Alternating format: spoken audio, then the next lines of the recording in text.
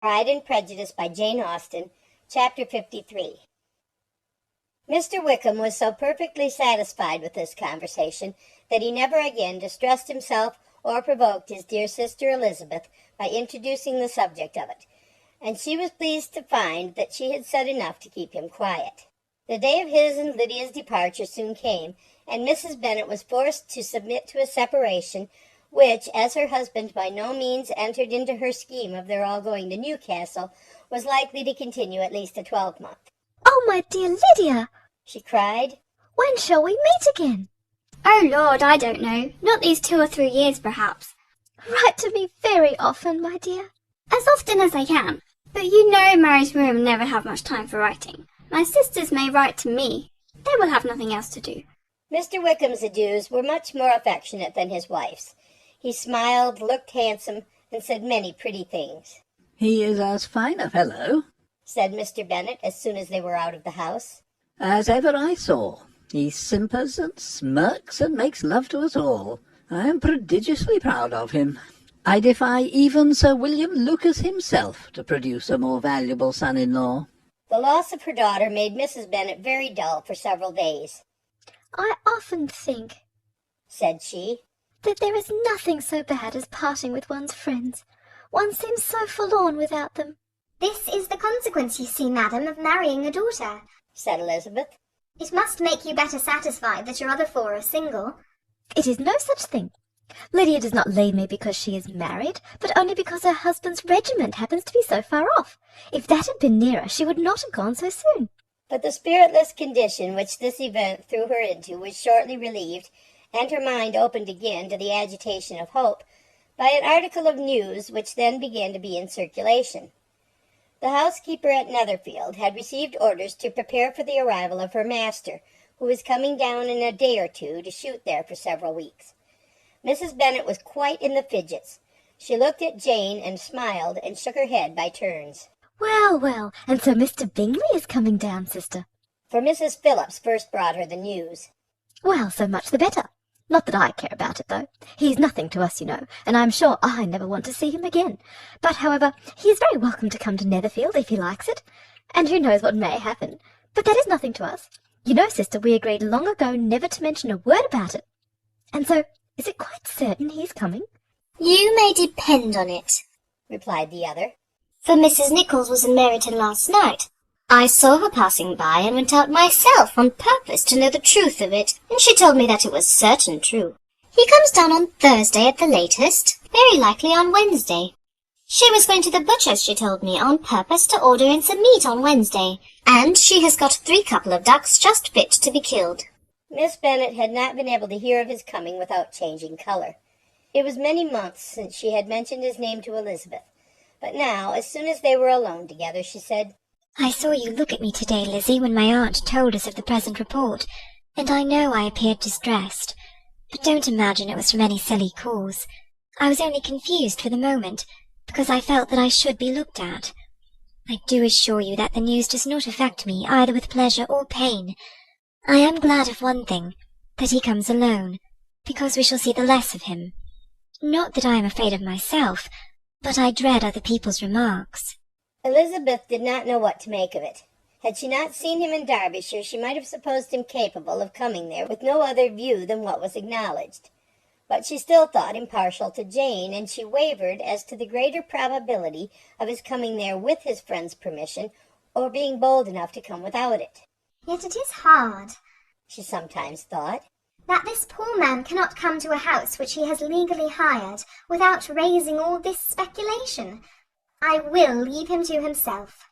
In spite of what her sister declared and really believed to be her feelings in the expectation of his arrival, Elizabeth could easily perceive that her spirits were affected by it.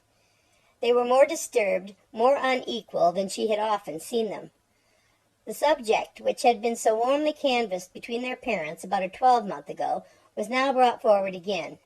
"As soon as ever Mr. Bingley comes, my dear," said Mrs. Bennet. "You will wait on him, of course." "No, no. You forced me into visiting him last year, and promised if I went to see him he should marry one of my daughters. But it ended in nothing, and I will not be sent on a fool's errand again." His wife represented to him how absolutely necessary such an attention would be from all the neighbouring gentlemen on his returning to Netherfield. "'Tis an etiquette I despise," said he. "If he wants our society, let him seek it. He knows where we live. I will not spend my hours in running after my neighbours every time they go away and come back again." Well, all I know is that it will be abominably rude if you do not wait on him. But, however, that shan't prevent my asking him to dine here, I am determined. We must have Mrs. Long and the Gouldings soon. That will make 13 with ourselves, so there will be just room at table for him.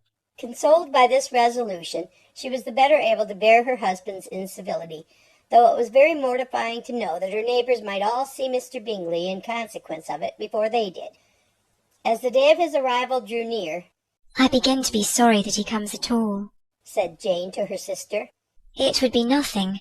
I could see him with perfect indifference, but I can hardly bear to hear it thus perpetually talked of.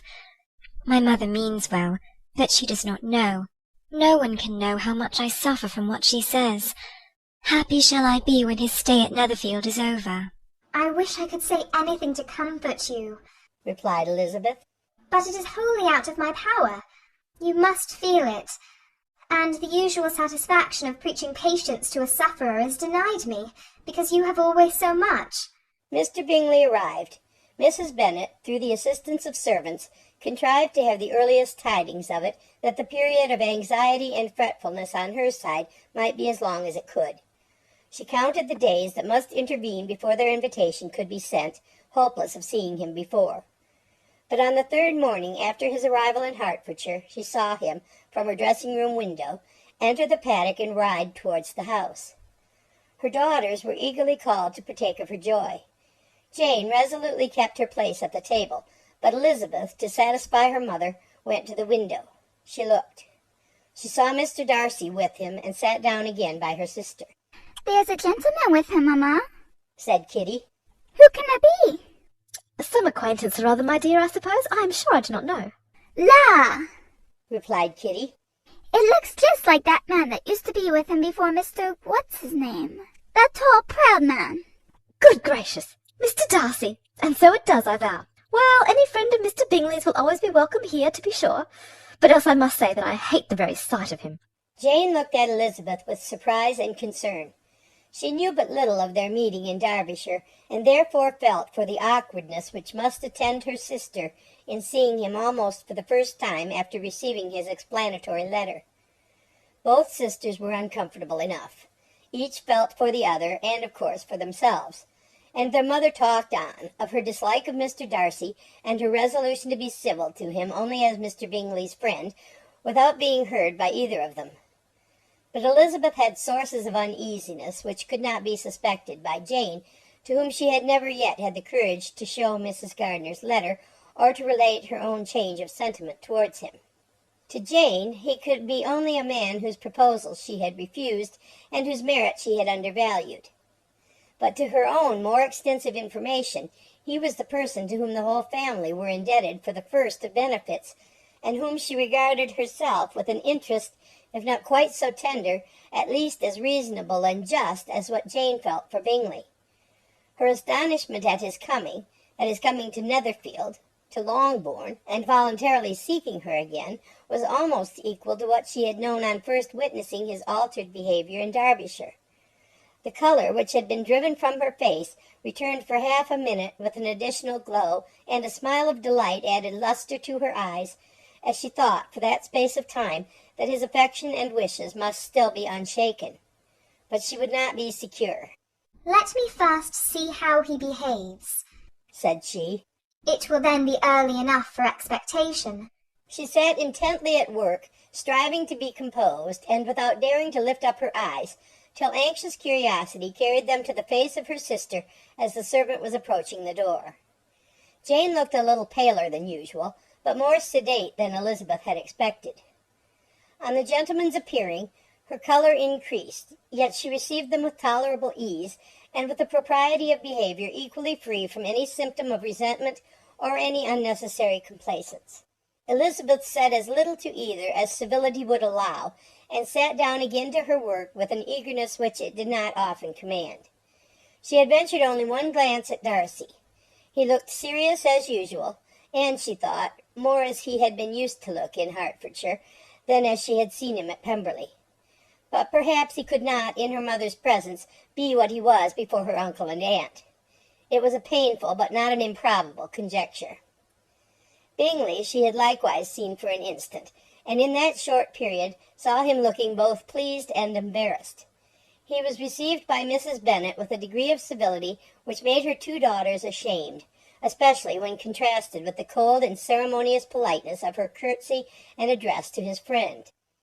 Elizabeth particularly, who knew that her mother owed to the latter the preservation of her favourite daughter from irremediable infamy, was hurt and distressed to a most painful degree by a distinction so ill applied. Darcy, after inquiring of her how Mr. and Mrs. Gardiner did, a question which she could not answer without confusion, said scarcely anything. He was not seated by her. Perhaps that was the reason of his silence, but it had not been so in Derbyshire.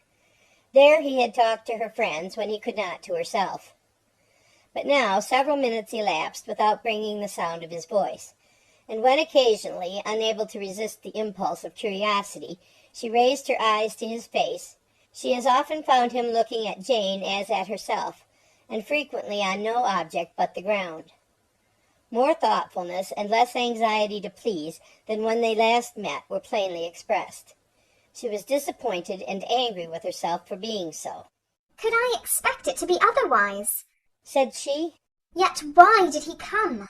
She was in no humour for conversation with anyone but himself, and to him she had hardly courage to speak. She inquired after his sister, but could do no more. "It is a long time, Mr. Bingley, since you went away," said Mrs. Bennet. He readily agreed to it. "I began to be afraid you would never come back again. People did say you meant to quit the place entirely at Michaelmas, but, however, I hope it is not true.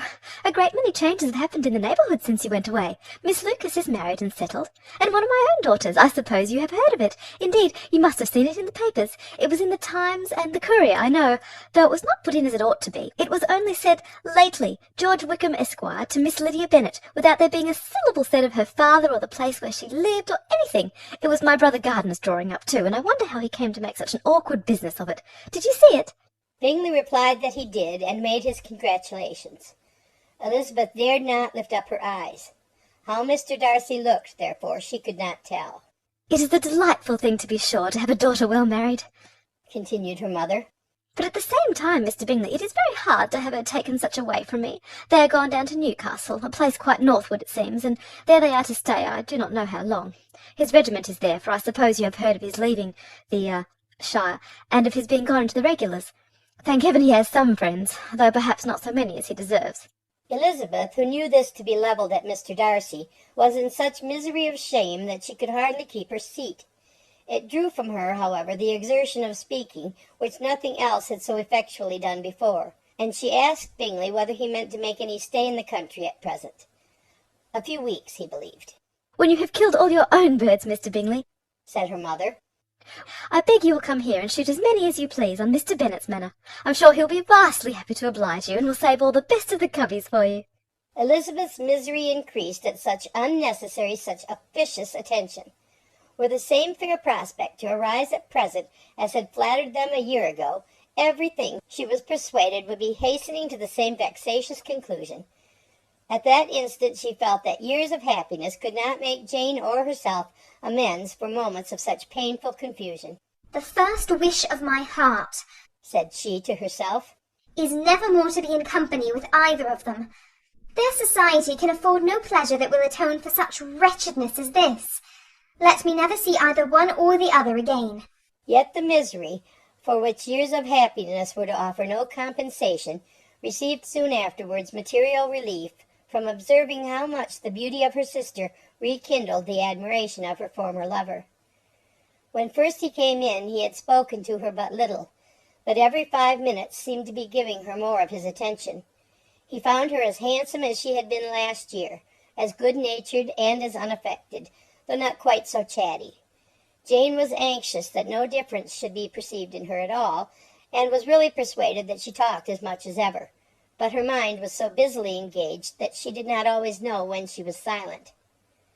When the gentlemen rose to go away, Mrs. Bennet was mindful of her intended civility, and they were invited and engaged to dine at Longbourn in a few days' time. You are quite a visit in my debt, Mr. Bingley, she added. For when you went to town last winter, you promised to take a family dinner with us as soon as you returned. I have not forgot, you see, and I assure you I was very much disappointed that you did not come back and keep your engagement. Bingley looked a little silly at this reflection, and said something of his concern at having been prevented by business. They then went away. Mrs. Bennet had been strongly inclined to ask them to stay and dine there that day, but though she always kept a very good table, she did not think anything less than 2 courses could be good enough for a man on whom she had such anxious designs, or satisfy the appetite and pride of one who had 10,000 a year. End of chapter 53.